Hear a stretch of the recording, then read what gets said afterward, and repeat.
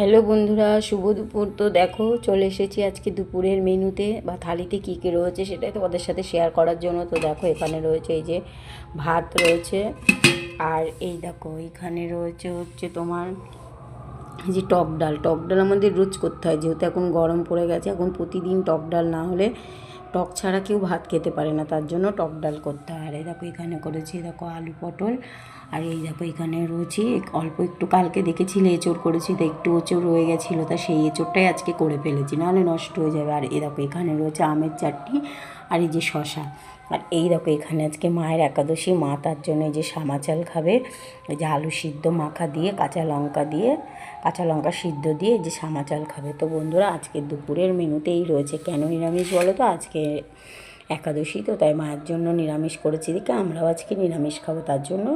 আর মাছ মাংস করতে ইচ্ছে করে না, সেই জন্য আমরা আজকে সব নিরামিষই রান্না করি। তো কেমন হয়েছে বন্ধুরা অবশ্যই একটু টাটা